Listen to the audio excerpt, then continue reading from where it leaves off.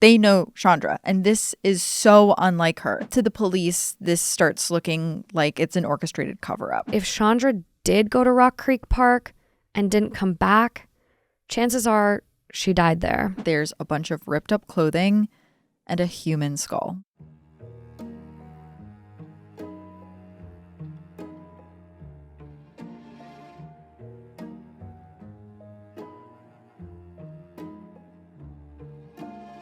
Hi guys, welcome back to another episode of Clues. I'm Morgan Absher. And I'm Kaelyn Moore. And today we are covering the case of Chandra Levy. In May of 2001, 24-year-old Chandra Levy vanished in Washington, D.C. without a trace. No witnesses, no clear leads, just a young woman who was a federal intern, gone. Her disappearance would not just uncover a tangle of mystery, but also a major political scandal, one that would grip the public for years. But behind the scandal was a much darker question. What really happened to Chandra Levy? More on this case and the clues that defined it right after a quick break. Okay, Morgan, we're diving into a big one today. Yeah, this one has me spinning. I feel like after going through all this evidence, I'm kind of torn on what I think. So I'm itching to get through it and really break down these clues with you. This is one where we're really going to be looking at the comments, I feel like. Oh my God, yeah. Like, I am spinning so much just from reading all the research that I feel like I can't see the forest for the trees. So that's me. Yeah, anyone who is watching this episode, listening to this episode, wherever you can write comments, I'm just so curious to hear what everyone thinks. Absolutely. I have been on Reddit subreddit after subreddit after subreddit. I mean, there's so many people that are still wondering what happened, and the way that, science has changed and kind of shed light on newer things, you just never know. Yeah, so. Totally. And I know our Cluminati, they were asking for cases that they weren't as familiar with. And this was one that I didn't know really anything about. I didn't know much. I remember a blip of it because, this was I was in first grade, and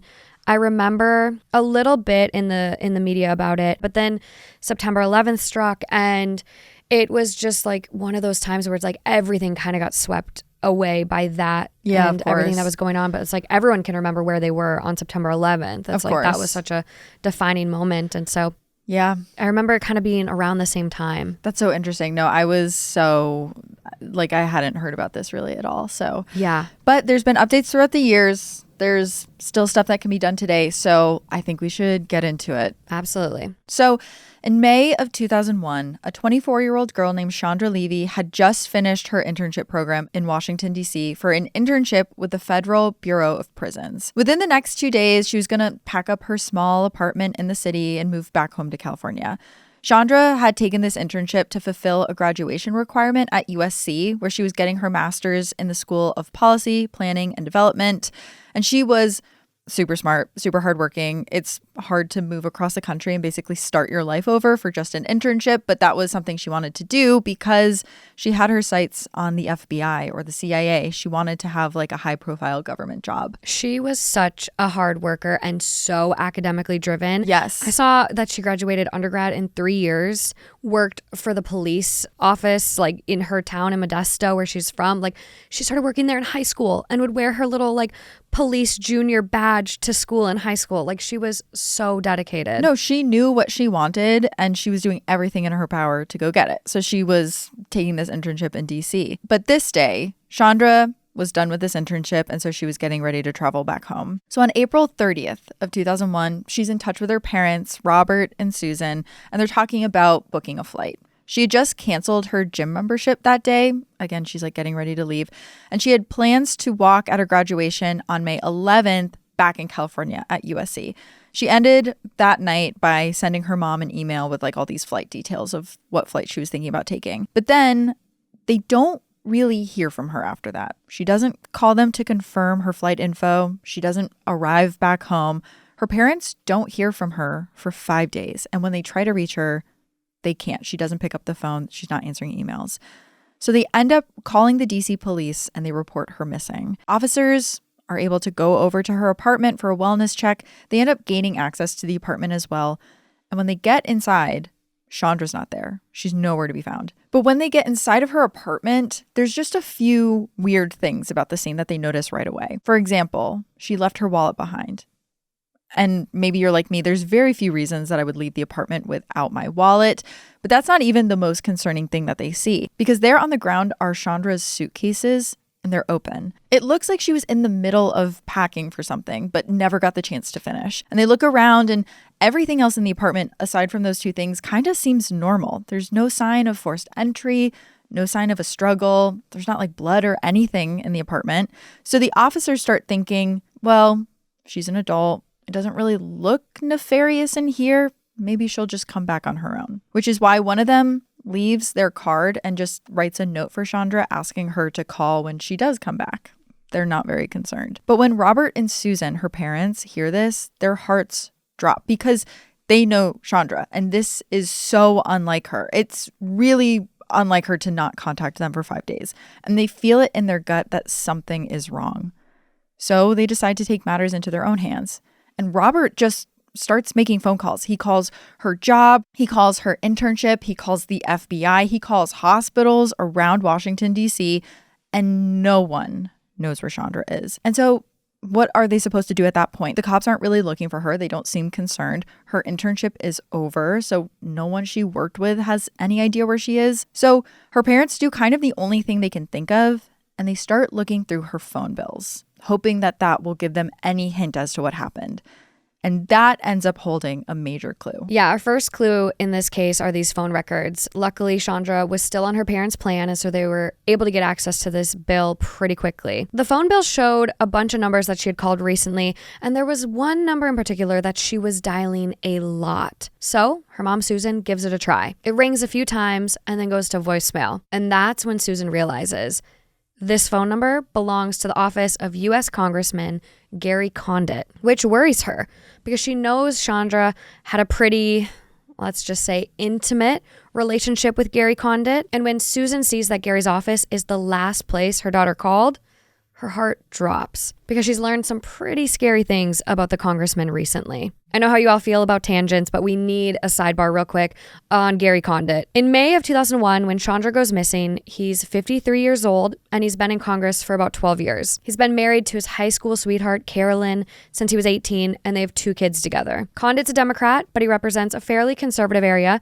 not afraid to go against his party, and that makes him appealing to a lot of his constituents. He's also a pretty big deal, working closely with Vice President Cheney, and there's whispers that he could actually make a serious run for the presidency someday. And Chandra found something about him really appealing. She also thought that he looked like her celebrity crush, Harrison Ford. I've seen pictures of him. That is very generous of her to have said. I will agree, but she had the love goggles on. Yeah. But Susan learned there was something very dark about Gary Condit. Apparently, just 3 weeks before Chandra disappeared, her mother, Susan, was talking to an old family friend named Otis Thomas. And she can't help but brag about how great Chandra is doing in D.C., as you would as a proud parent. She says not only is she crushing it at her job, apparently she's become friends with a congressman. Well, when Otis hears this, he sort of does a double take.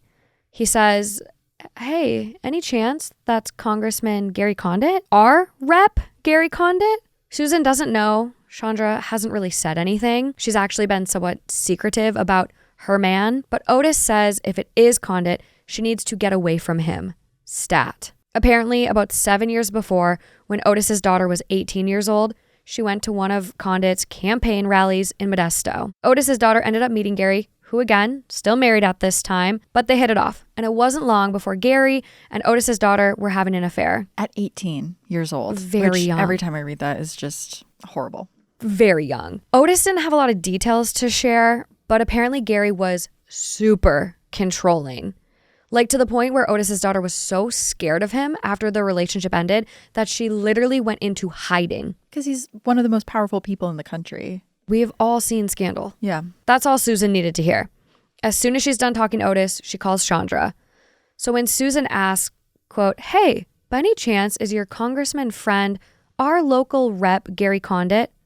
Chandra's like, "Yeah, how did you know?" Susan, of course, tells Chandra what she just learned and asks her daughter to call off whatever this relationship is between the two of them. Chandra doesn't want to hear it, though. She says she's a grown woman. She can make her own decisions about who she's going to date. And Susan actually does back off. She even promises to keep Chandra's secret, saying she won't tell her father. But now, with her missing and the repeat calls to Gary Condit's office, she's kind of got to tell her husband everything. And once Chandra's dad, Robert, hears about this, he pulls out the phone book and he finds Gary's home number in Modesto. In the yellow pages. Just as easy as that. Yeah, and he's going to call it. He has a bunch of questions.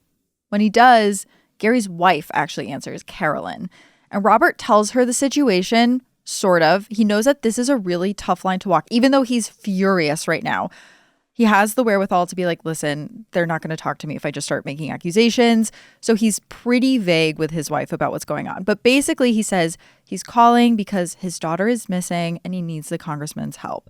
And that actually makes sense because he is technically their representative. He would be the person to call in a situation like that.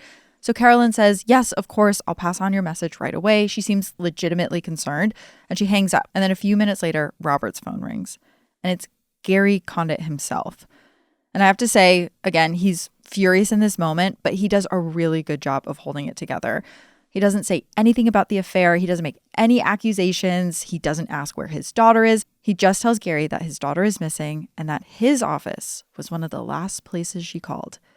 Basically, he's like, from one dad to another, do you know anything? And Gary keeps it really close to the vest. He doesn't say much. He says he doesn't really know Chandra that well. Like one time she asked him for career advice, but that was basically it. He's got zero idea where she is, but he promises he's going to make some calls to the police. Except Robert and Susan don't really buy this story from Gary. But they also aren't going to push the issue further with him on the phone in that moment. Instead, after they hang up, they call the DC police and they talk to a detective named Ralph Durant and share their suspicions. And they know that this is a pretty wild story to tell the police. I mean, Gary Condit is a U.S. congressman after all. But to Durant's credit, he does take them seriously. And the next day, May 7th, he calls Gary at his office and he asks Gary to make a formal statement. And then the two of them meet on May 9th. And surprise, surprise, this time, Gary Condit's story does seem a little bit different. He says, well, actually, he first met Chandra in the fall of 2000, shortly after she moved to DC for this internship. And Chandra was helping a friend look for internships, and they gave Gary's office a call. He ended up giving them a tour, and a picture they took that day becomes one that's like plastered all over the media. Yeah, it's pretty front and center. Yes. So he does admit to the police that he and Chandra got close after that, whatever that means. He does not really go into detail on that. But he does say they were so close that she did end up spending the night at his place a few times. But he will not say that it was an affair. He doesn't really want to give that information up. So he just says, quote, I don't think we need to go there and you can infer what you want from that. What does that mean? Yeah, you can infer what you want. I mean, that's a really important piece of this investigation. And he's just telling the police, use your imagination and see what you can figure out. I mean, I would assume something shady was going on based on that response. Yeah. Especially when her aunt starts talking to police as well. See, her aunt was someone Chandra really confided in. This was the person she went to and just kind of shared everything. And so her aunt comes forward and tells police everything Chandra told her about her man. While Chandra was trying to be really secretive about this, she did first say that he was high profile and it was best not to be seen together. But as time went on and, she shared more with her aunt, she did accidentally let it slip who it was. And then, cat being out of the bag and all, she shared even more. She told her aunt that her man told her not to carry her identification on her when they went out. If they were riding in the elevator at his condo and someone else got in, Chandra would have to get off at a different floor to pretend like they weren't together. Just a bunch of odd little things to ensure that they weren't caught. Something, though, that really jars me is that on April 29th, just 2 days before going missing, she called her aunt and left a message on her answering machine. Quote, I have some really big news. Call me. She didn't sound upset. And there's phone records that she also called other people that day, including Condit. Again, just super shady. And we don't know what that news was. We have no idea. So the police really start feeling like something shady is going on. They don't know exactly what, but this is just starting to look a little weird. So you can't really arrest someone for having an affair. And if they're going to make any accusations against Gary, they have to be extremely confident in those accusations. So they end up getting a full search warrant for Shonda's apartment, and they go back over there on May 10th. It's been over a week since her parents last had contact with her. And the police turn the place over. Like their last visit, they feel like Chandra definitely was planning on coming back. She'd left not only her wallet, but they found her ID, her cell phone, an uncashed check. There was just a bunch of stuff in there that seemed like she was coming back for it. But the question still remained, where did she go? Which brings us to our next clue, Chandra's answering machine. When officers go in and start investigating her apartment, they see that it's blinking. It's full, completely full, with 25 messages on it. They listen through them all, and 2 messages really stand out to them. Both were from May 3rd, and they were both from the same man. Can you take a guess who they were from? Oh, I think I know who it was. Everyone out there is just screaming, we know who it is. Apparently, Condit was wondering where Chandra was. The first message was left at 11:45 a.m. that day. He said that he'd been busy the last few days and asked Chandra to call him back. Then at 6:30, Gary called again to check on her. So now police are thinking, okay, he totally lied to us. You're a mentor, not that serious, but you're calling her at home again and again, trying to figure out where she is. Multiple times in the same day trying to figure out where she is. Clearly, the relationship is a bit more intimate. And she had called him after she was calling people saying she had big news. Like he was someone that she felt like she had to share big news with. I mean, she disclosed to her aunt what their favorite ice cream flavor they shared was. Yeah. What they would eat, how they would sneak out and he would be incognito. Like she was sharing details that seemed like their relationship was substantial. And we're going to play these calls for you guys, but I want to let you kind of see your thoughts on him before we go any further, because I want to see what you think about his voice and things like that. Mm-hmm. 6:30, I haven't heard from you. Maybe you're out of the country or something. Anyway, give me a call to pick up this message. Give me a rundown on kind of what your schedule is. Things are looking pretty good for me today. Anyway, bye. Okay, you heard the calls.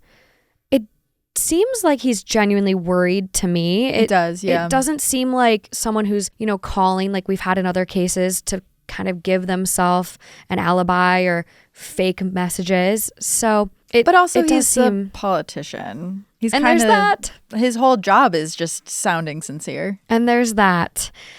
Unfortunately, it is really hard to pin down any specifics about Chandra's disappearance because 2 crucial things go wrong with our investigation here. A little bit of our first botch. Investigators aren't able to access Chandra's laptop right away. The hard drive for this computer was actually corrupted by a police sergeant who tried to access it. And no, you guys, he was not a trained technician. And I've seen in some sources that they use the word corrupted, but he actually just deleted the whole search history. Yeah, exactly. So that is gone. There's no way to check her emails, her search history, no way to know what she was really looking at or any sense of when she even used her computer last. The second thing is police also can't check the apartment complex's surveillance footage. They can't see when she came or left her apartment. They have no idea when she actually left. You see, by the time they went back to review this footage, it had already been wiped clean because the system re-records over itself every 7 days. Yeah, it was when it was tapes and they would just have to re-record over everything. Yeah. I mean, even my modern security thing at my dad's condo only stays for 2 weeks. Yeah, wow. It goes quick.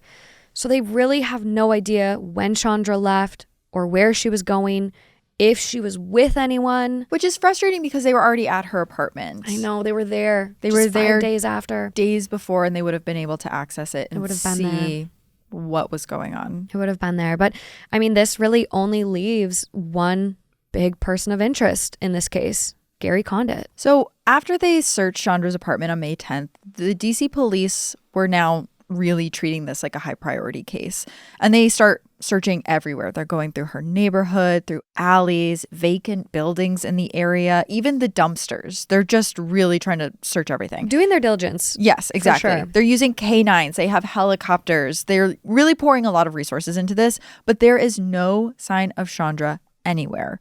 And Robert and Susan really want to be sure that the investigation doesn't lose steam, because when they do a big search and then they can't find her, usually that's when they kind of start giving up. So to bring the case more into the public eye, they go on Good Morning America on May 14th. And then 2 days later, they fly to D.C. for some pretty high-profile meetings. They talk to the U.S. senators from California, the D.C. police superintendent of detectives. But the one person they don't talk to is Gary Condit. And at this point, Gary's connection to the case had been kept under wraps pretty tight. Most people did not know his involvement with Chandra. But that was all about to change, because the day the Levys have those meetings, the Washington Post runs a story about Chandra's disappearance. And in that story, they don't say anything too damning about Gary, but they do bring up the fact that he added $10,000 from his campaign treasury to the already $15,000 reward that the family offered for information that led to her return.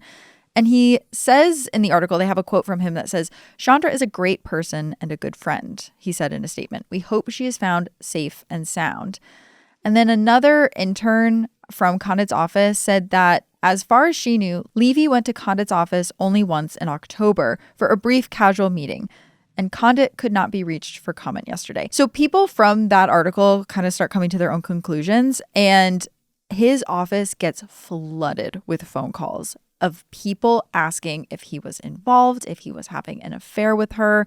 It starts really putting him in the mix of this story. And his chief of staff starts denying everything, but to the police, this starts looking like it's an orchestrated cover-up. And unfortunately for Gary, that Washington Post story completely blows up. And suddenly everyone is now interested in this case, because it's not just the disappearance of a young woman. It is a scandal. It becomes this big political scandal. I wanted to make a note here that this is 2001. Like, tabloid culture is everything in 2001. They're trying to sell as many tabloids as they can. Like, checking out at the grocery store, there were all these headlines about like Gary's involvement. And this starts getting picked up around the country, including in San Francisco, where a young woman who, in this story, we're going to call Lisa, she sees this headline. And it starts bringing back some pretty painful memories for her, because she also had an affair with Gary Condit in the past. But hers did not end well. Which brings us to another clue in this, the other women. After seeing all of these stories about Gary, Lisa says to herself, I have to tell the FBI what I know. So she goes down to the nearest field office and spills everything. And here's what they learn. Back in 1992, Lisa was a 22-year-old college student living in LA when she met Gary Condit and they started having an affair. When Lisa graduated in January 1994, Gary even offered her a job in his DC office. And he asked her to move into his condo there, while I guess his wife was still back in Modesto. Lisa said, of course. And that's when the love bombing seemed to kick into an even higher gear. Gary starts buying Lisa all of this expensive jewelry, and she feels the need to get him these expensive watches in return. But on the other hand, Gary's also extremely controlling. She can't even talk to other men. She can't tell anyone about their relationship.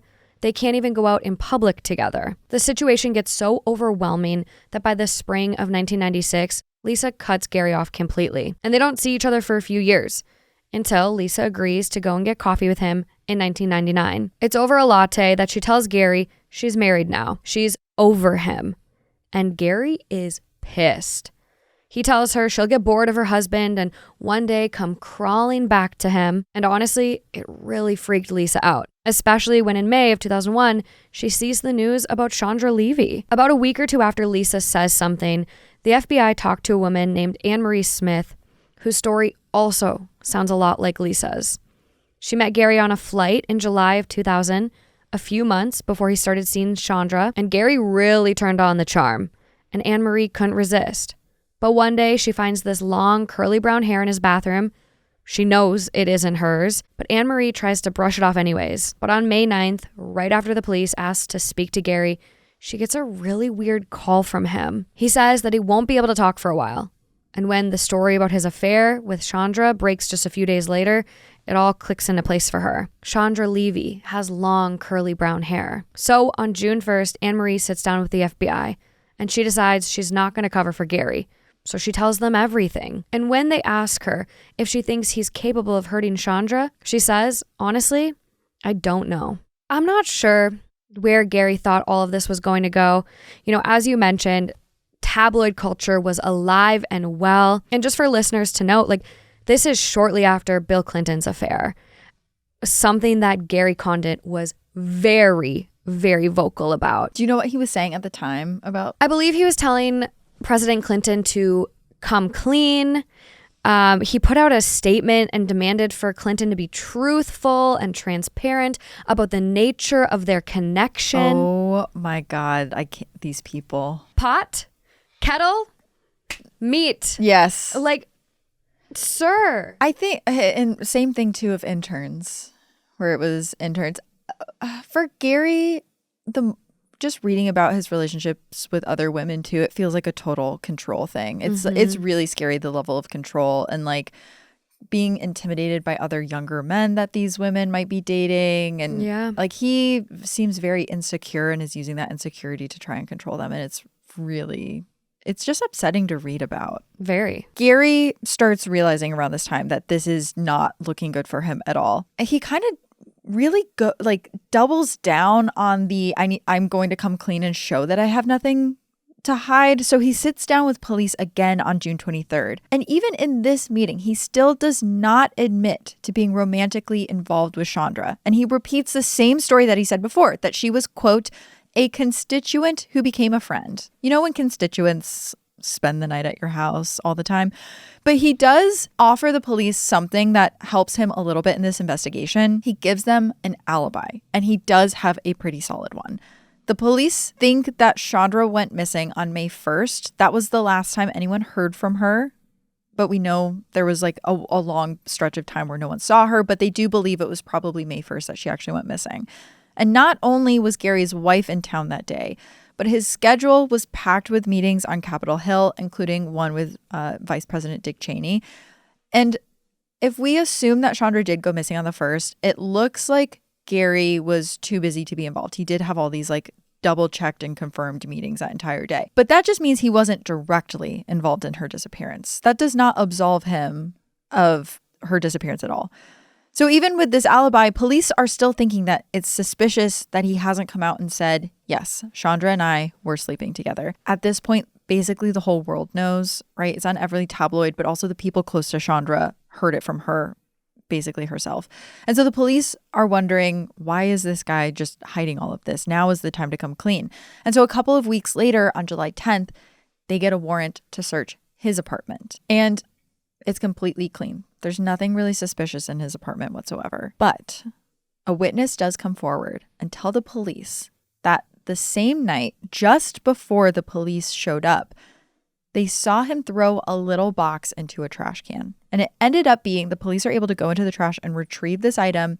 It ends up being one of the fancy watches that Lisa, this other girl he was having an affair with, a watch that she got him. So the police know throughout this investigation, Gary is hiding at least one thing. He's hiding all of his affairs from them. They just aren't sure yet if he's hiding something else. And there's not a ton of other places for the police to search at this point, so they just have to keep looking into Gary. That is, until they get the call that they've recovered the data from Chandra's laptop. And that brings us to another clue.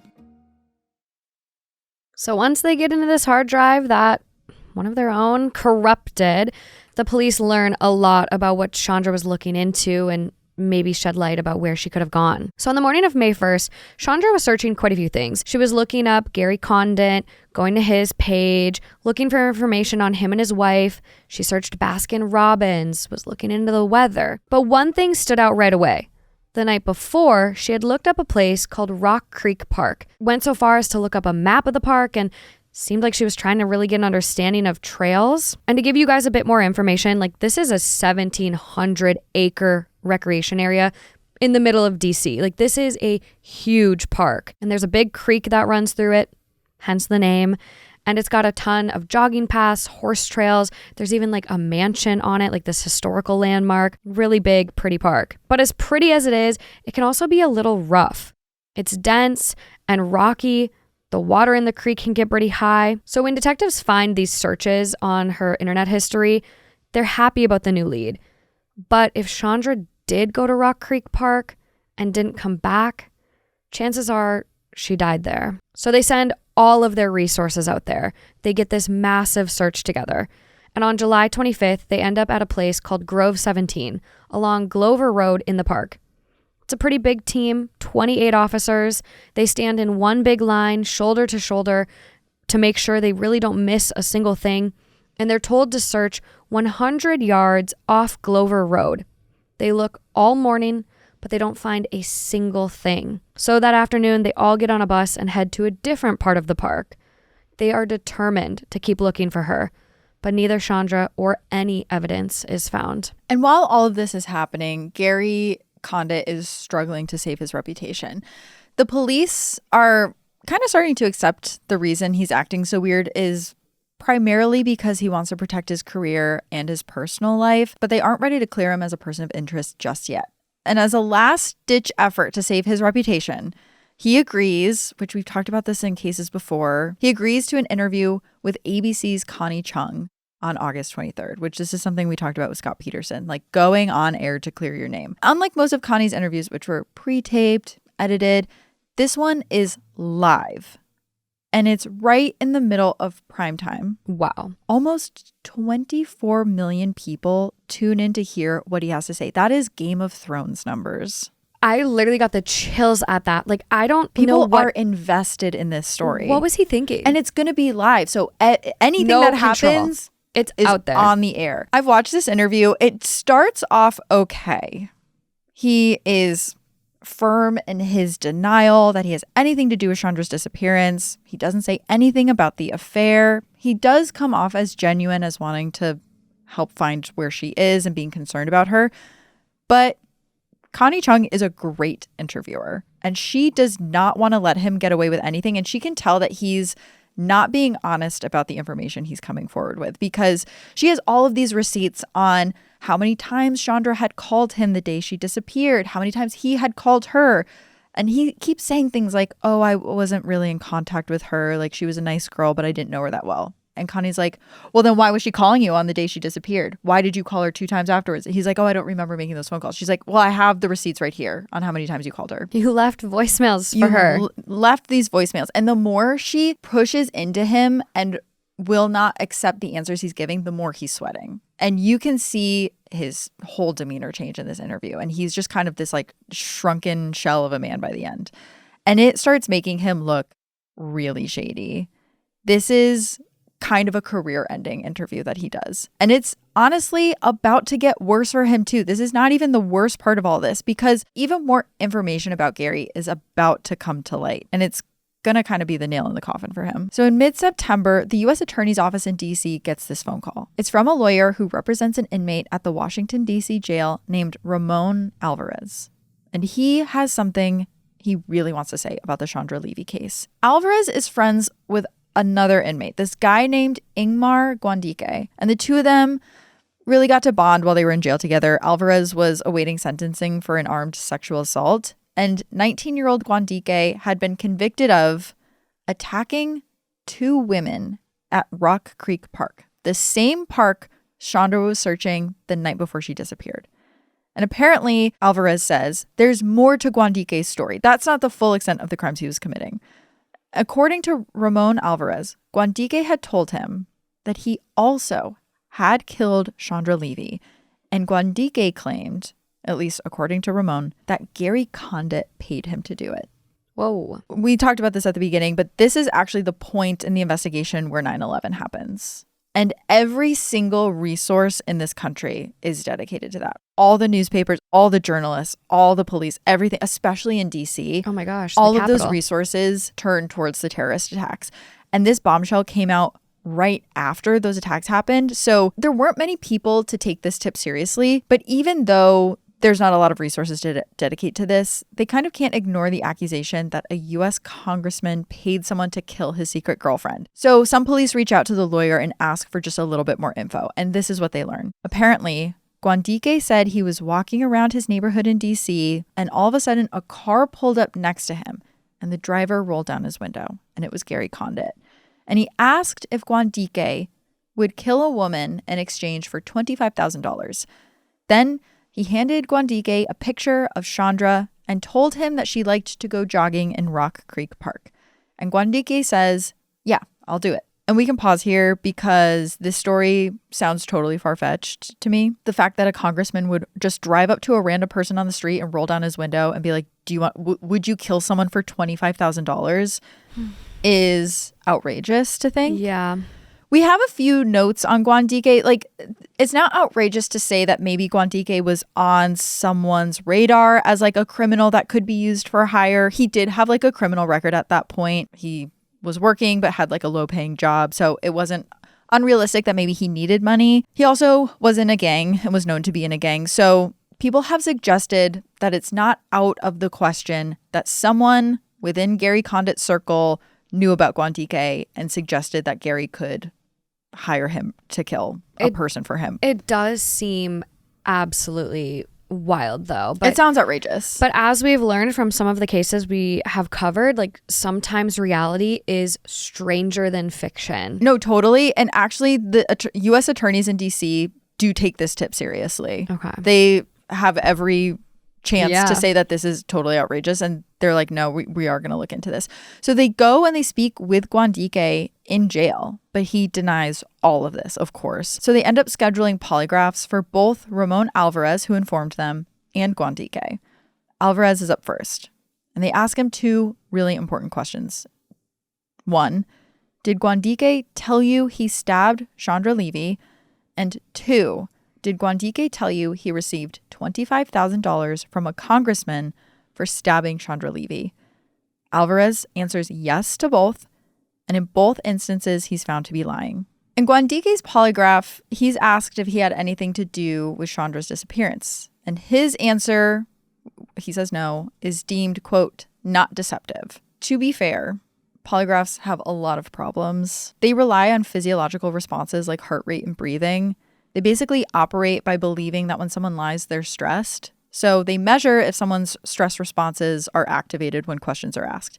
And obviously there's a ton of problems with this because people can like breathe and make themselves relax. People also just get stressed about taking a polygraph test and then all of their stress signals are going off and it looks like they're lying. I mean, we talked about this. They're not admissible in court. Take them with a grain of salt. You'd get more into the science of it because it is something that's like, I myself have asked, like, why are we having people take these if they are so flawed in a sense? Like, they're still used a ton. Yeah. Yeah. And so it is interesting. I mean, there's also the fact too that they asked these questions in English and Gwandike's first language is not English. So there's also just the translation issue of maybe he didn't know what he was being asked and then his body's not going to respond with the same stress signals. And also the delay. If you think about an English speaker asking this question, translator then hears it, translator then relays it.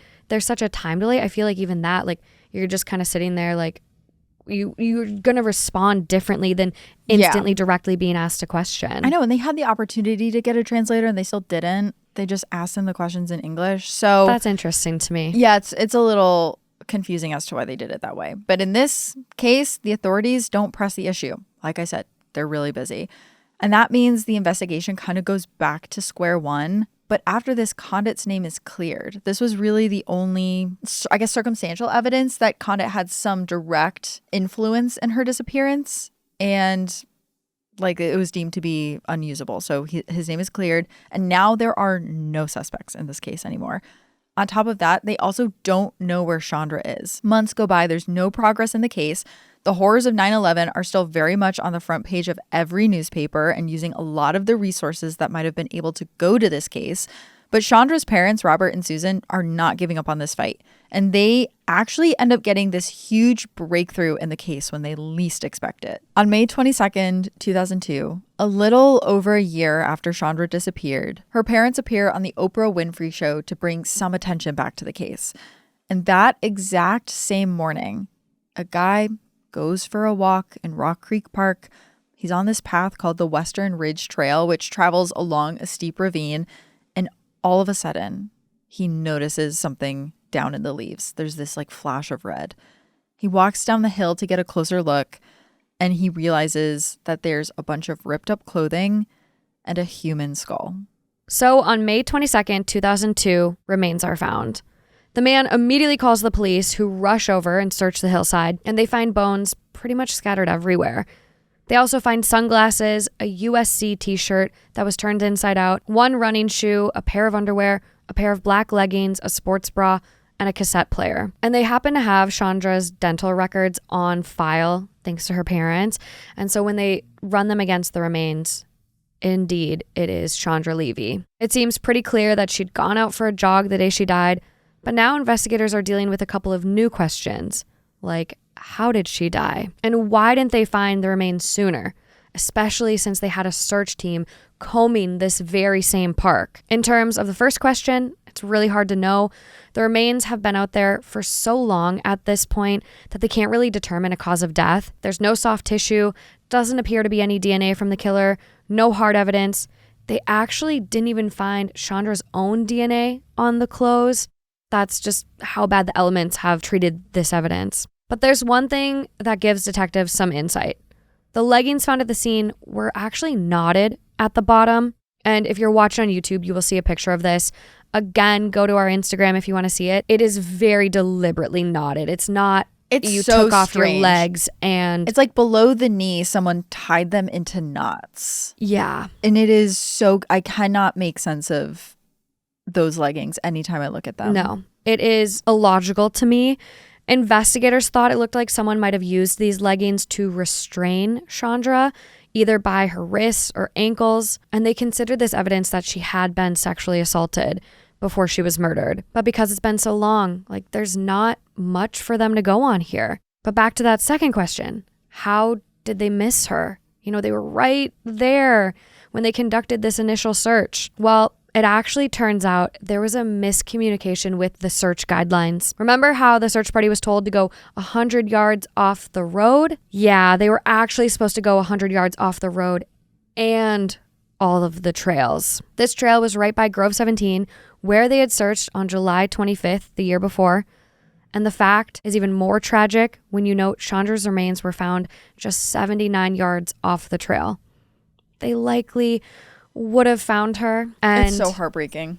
Just the fact that there could have been so much evidence there. I mean, I imagine someone tying in knots, you're gonna leave DNA if you didn't wear gloves, and just... Do you think there's any chance that someone else had found her body at a different point and tied the leggings after she had decomposed, maybe? I wonder. I'm not sure.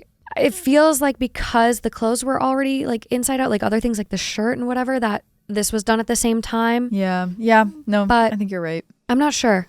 It's just so strange. I just really can't make heads or tails of it. So strange. And sadly, that is despite their best efforts and this search and these, investigators do really seem to be doing their diligence, this is a pretty big botch in this one. Yeah. So after finding Chandra's remains, even though there wasn't DNA on them, there wasn't a lot there that they could go off that pointed to a specific person. There kind of was a huge piece of this case that was put together by finding the remains. Mm-hmm. Chandra was found in Rock Creek Park in jogging clothes.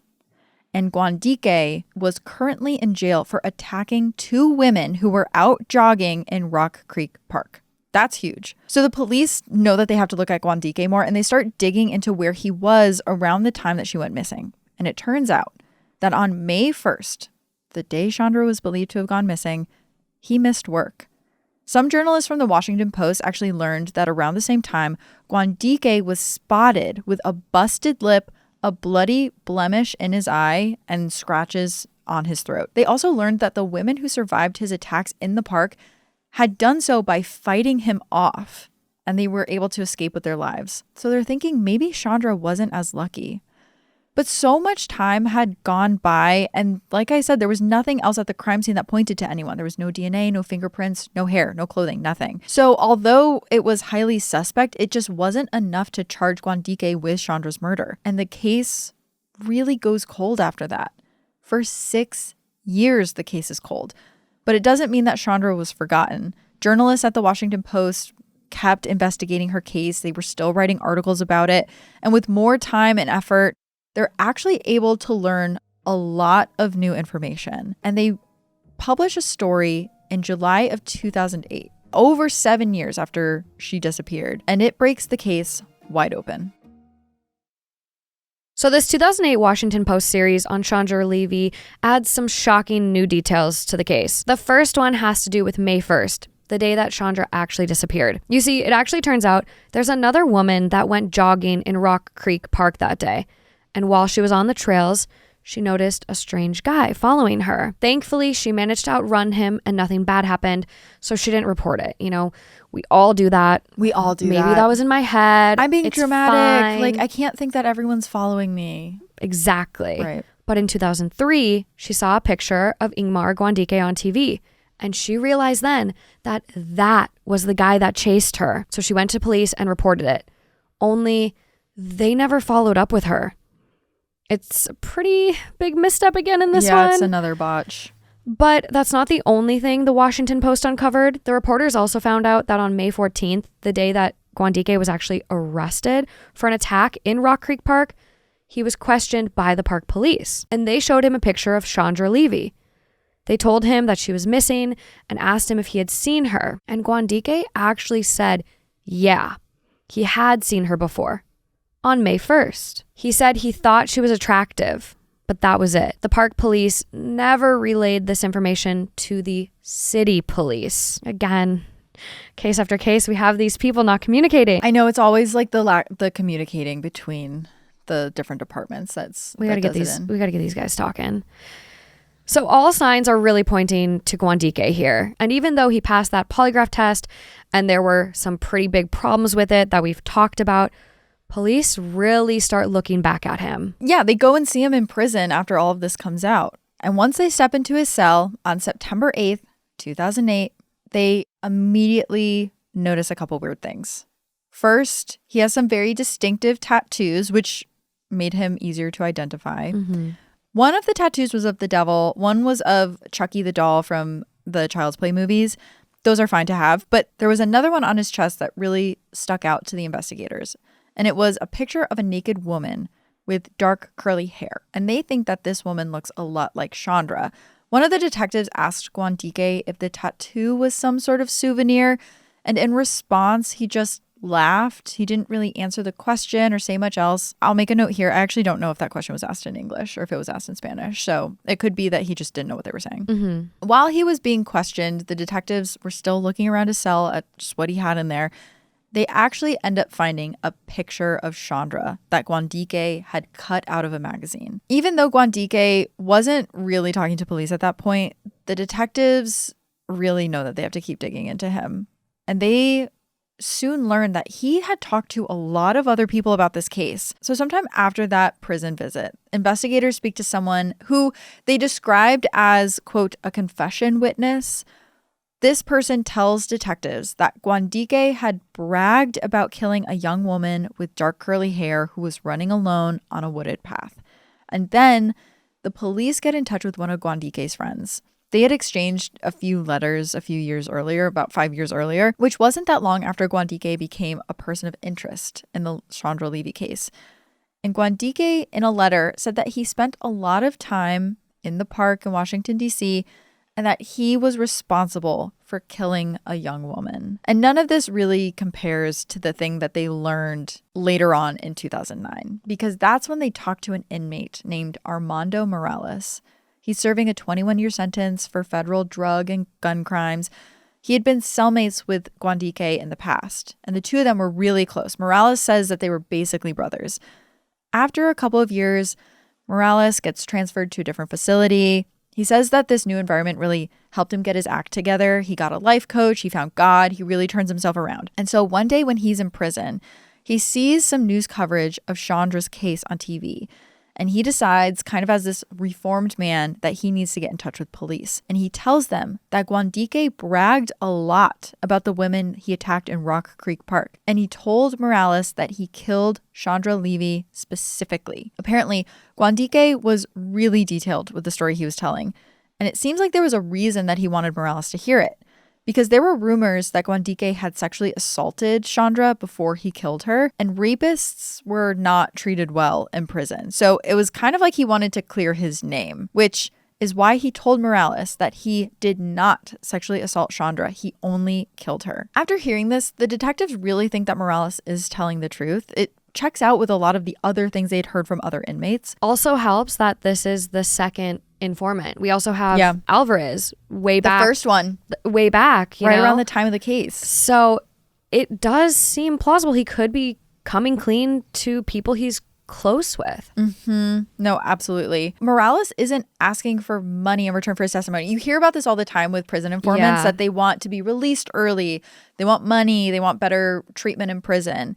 It didn't really seem like he was asking for anything for this testimony. It seemed like he just wanted to do the right thing. He said now he's a follower of Christ and this was the right thing to do. So detectives start getting all of their evidence together. And in May of 2009, they charge Guandique with the murder of Chandra Levy. Finally, they have someone in custody 8 years later. And now the trial, because these things always take a while to get started, so it starts a year and a half after that in October of 2010, but there's a little bit of an issue with it. The prosecution still doesn't have any forensic evidence tying Guandique to Chandra's murder. They ended up retesting Chandra's clothes from the park with newer DNA technology. They ended up finding some DNA on the clothes, but it did not match Guandique. The best thing they have is this circumstantial evidence.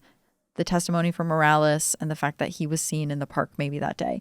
But shockingly, they end up bringing another witness to the stand, Gary Condit. At this point, Gary is an ex-congressman. After his really bad interview with Connie Chung, he ended up losing his primary election and he retired to Arizona. And he's brought in because there was DNA from him found on Chandra. There was DNA of his in her underwear, which when you take in everything into consideration that they were having an affair, it's not that weird that that was there. So the DNA expert takes the stand and kind of like clears that up for everyone.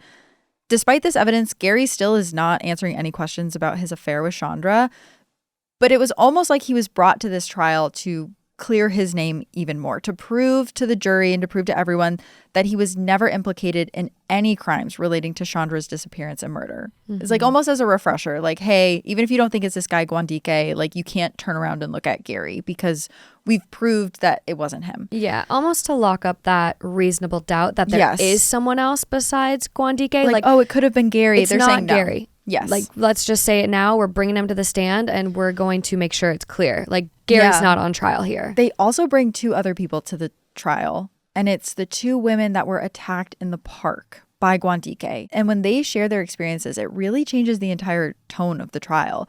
One of the women who was attacked is named Christy, and she tells jurors that Guandique, this is how the attack happened. He grabbed her from behind and he held his left hand over her mouth and he held a knife at her cheek with his right hand.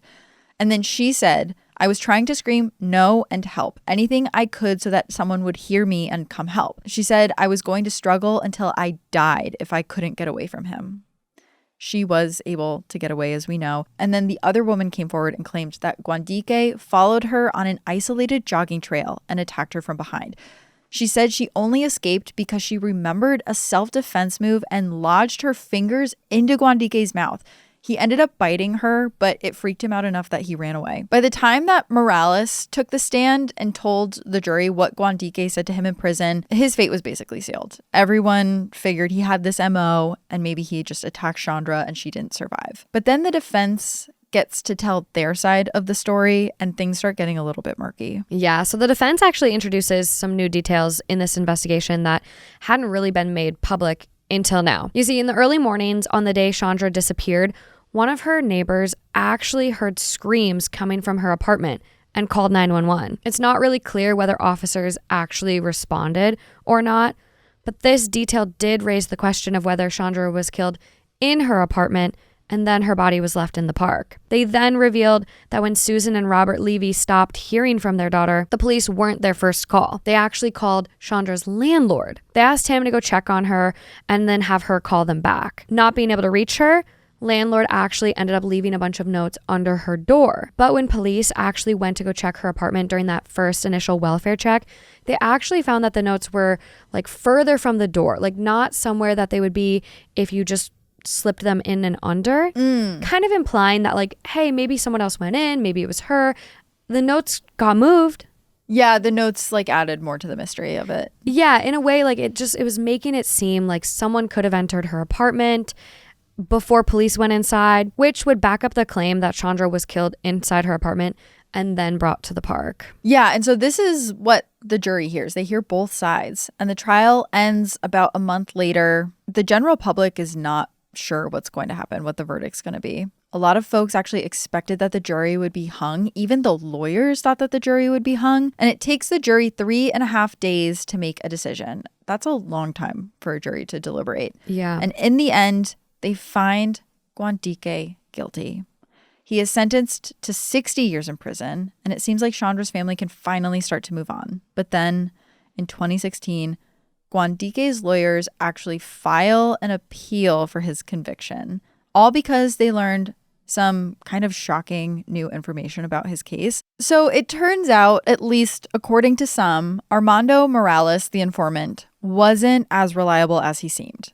They said that he had acted as an informant before, which there's a million different reasons to do that. But it means that he may have come forward with that information just to get his sentence reduced after all. And then one of his friends comes forward and says that Morales actually confessed to her that he had lied about Gwandike's confession and that she had caught it on tape. But the circumstances in which she got this on tape are really sketchy. She said that one day she got a bad vibe from him, so she started recording their conversation, not on an iPhone or anything, but she had like an actual recording device on her, which to a lot of people seemed suspicious. It kind of seemed like maybe they planned to get this stuff on tape. Mm-hmm. But in her recording, she said that Morales says out loud that he lied about Gwandike confessing to him and that he was doing it so that he could get a reduced sentence or whatever.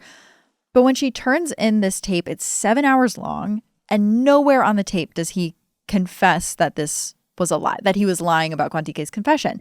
And she says it's because it was on a different tape and she just doesn't have access to it anymore. Convenient. But no one got that actual confession. Yeah. But what they do decide based on this tape, from my understanding, they hear Morales's voice. And this is a quote that I have from a defense lawyer. This guy, referring to Morales, said he was now reformed, one of Christ's apostles, said Bernard S. Grimm, a Washington defense lawyer who watched Morales testify in 2010.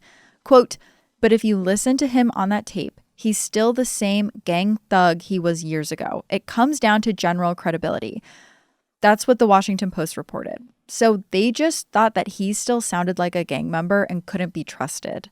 They didn't think he sounded like, what do they call him? An apostle of Christ or whatever, which is really unfortunate because they didn't actually have the confession. They just had the tone of his voice.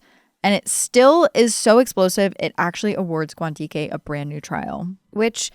this is all so wild to me because if you look at who this informant in her own way, this person who recorded these tapes, if you look more into her and when this is all happening, so Gwandike's team filed for this appeal in 2016. This person who recorded these tapes was actually working as an actress. And in 2016, she was on a CSI detective show, Criminals at Work. And in 2016, she was also on the show House of Cards. So maybe she was conflating the drama of this all, and because it was also kind of like a high stakes political thing. I'm not sure. Again, sometimes reality can be stranger than fiction. Like, I don't know. Yeah. I don't want to imply a lot. Like, I have my thoughts. I'm like, was this a career move? I find it convenient that she had hours of recordings and yet the confession that really mattered wasn't caught on tape. Exactly. But still, even with all of that in mind, prosecutors feel like they're not going to win the case when it's brought to trial again. Mm-hmm. And so they drop the entire thing. The only real punishment that Gwandike gets after this is in May of 2017, and he's deported back to El Salvador. Yeah, we don't really have much on Ingmar Gwandike after that. Presumably he's still in El Salvador, but there's always the chance that since his charges were dropped without prejudice, the double jeopardy law doesn't really apply, so he could be charged again. But there's a lot of things that would have to happen for that to even occur. He'd have to be found, extradited back to the U.S. There's just a lot there, and honestly, it doesn't seem very likely. I know, and it's really unfortunate because Chandra's father did believe it was Gwandike. It seems like her mother wasn't as convinced. I think she went on record after he was recused of all this and said like, oh, I never really felt like it was him, or I didn't want us to get the wrong guy. Yeah, I know. I read an article. I'm just going to like pull it up for all of us so you guys can hear a quote from her parents. So the interviewer actually does ask, what are your thoughts on Gwandike? And her dad goes, he claimed he was innocent, but I doubt it. Her mom responds after, I don't know. A lot of things I wonder. I'm different from my husband. Wow. Yeah, so by the sounds of it, they're both kind of unclear, even themselves, on what happened. Yeah. And this is really one of those cases that just doesn't have any clear-cut answers. A lot of people still bring up the fact that Gary Condit was shady. They want him to be looked into more. You have the former girlfriends that were afraid of him, but we still don't really have any indication that he hurt Chandra at all. And she hadn't told anyone about any of the controlling things that he had been doing with the other girlfriends. There's also not really any evidence that he did pay someone else to do it. It would be pretty easy to look into Gwandike's bank statements and see if $25,000 appeared out of nowhere, and it doesn't seem like that happened. Yeah, it is interesting. The one thing that really just does seem odd in this all is like Chandra's parents are like very, very set that like she was so aware of her surroundings. Like she went out with Mace, like she knew she had to be careful, and she wouldn't go out and jog by herself. Like they just found that to be so odd. But you do have the fact that Gary would always say like, don't bring your ID. She left all of her stuff at home. So maybe she was in the habit of leaving her wallet behind, or maybe she left that behind because she was going to go meet him.